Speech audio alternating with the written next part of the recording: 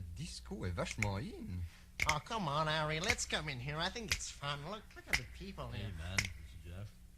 T'as la cam, t'es osé. Hey! Hey, le show va commencer. Ah, bon, bon, là.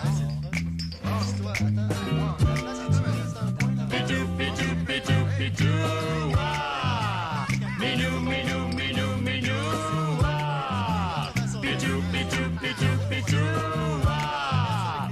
Minou, minou, minou, minou. Ah! Bonsoir, mesdames, mesdemoiselles et messieurs. Mangez de la marde et bienvenue chez Dieu.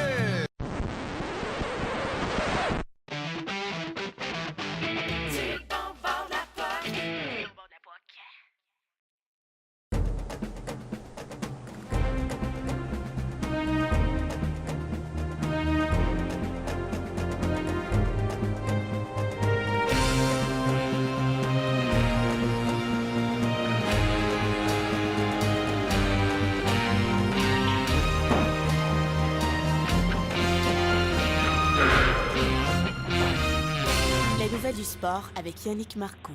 Mesdames et messieurs, bonsoir et bienvenue à ce bulletin Info Flash. Du bon bord de la POC vient d'être informé d'un scoop dans le dossier de la nouvelle pièce de Wajdi Mouawad, Des femmes. En effet, il semblerait que Mouawad, forcé de chercher un remplaçant définitif à Bertrand Cantat, se serait tourné vers l'ancien hockeyeur et vedette du Canadien de Montréal, Vincent Danfous. Rappelons que Danfous est cité à comparaître en justice prochainement, faisant face à des accusations de voies de fait envers son ex-épouse. Mouawad aurait vu en Danfous un homme dont le symbole résonne presque autant que Cantat. Entendons d'ailleurs Mouawad C'est très sur la important nouvelle. pour nous qu'on ne réponde pas par le silence. Répondre par le silence, c'est dire, bon, puisque c'est comme ça, et étant donné le doute sérieux que l'on a sur la raison pour laquelle cette loi tout à coup est arrivée, on ne viendra pas. Ça serait très violent pour nous, Québécois particulièrement, de ne pas faire entendre ce spectacle à Montréal. Interrogé sur la question, Vincent Danfous s'est dit très flatté de l'invitation. Celui que l'on surnommait jadis Vincent Van Gogh et qui avait été comédien à 16 heures, était très heureux de pouvoir renouer avec sa vocation d'artiste. La costumière s'est par ailleurs dite très heureuse de la nouvelle, elle qui avait maille à partir avec les pellicules de Cantat. Danfous, pour sa part, n'a jamais démordu de Head and Shoulders.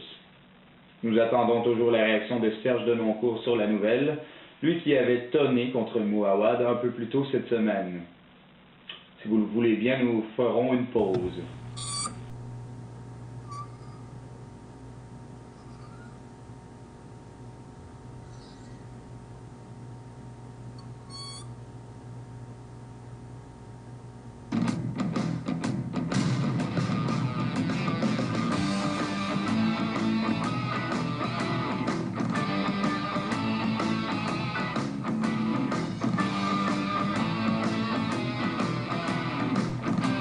La seconde victoire des Canadiens samedi dernier a fait ressurgir de tristes souvenirs dans la métropole montréalaise.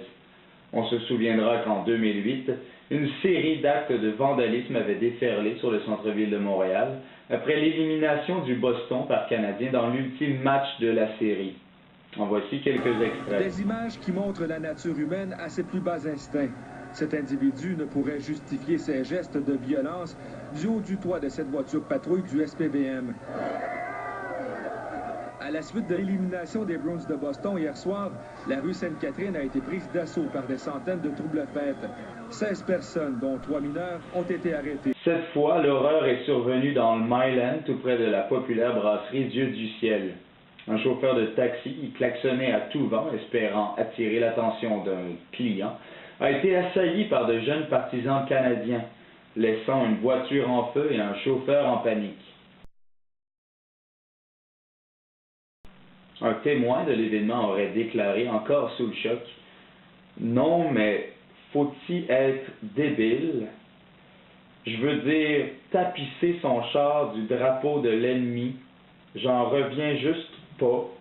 Il y a eu ce qui méritait, faut croire. » Espérons qu'il s'agissait là d'un acte isolé.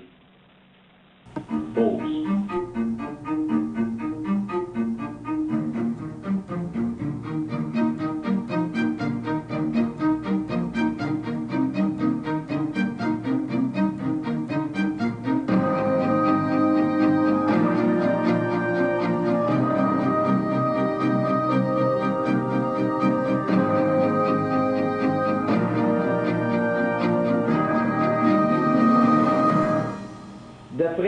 préfet de discipline de la Grande Guilde, Colin Campbell, il semblerait que le gros allié des Canadiens Travis Moen soit dans l'eau chaude.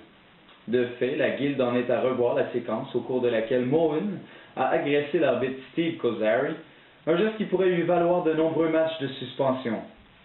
Le tout s'est passé samedi soir, tout juste après le premier but des Canadiens.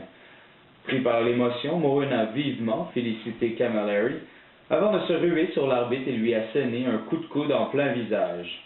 Je vous invite d'ailleurs à regarder ces images d'une rare violence. De Sherrod, Johnny Boychuk est victime d'un revirement en début de match et le Canadien en profite. Michael Camilleri marque après 43 secondes de jeu seulement. Les Bruins tentent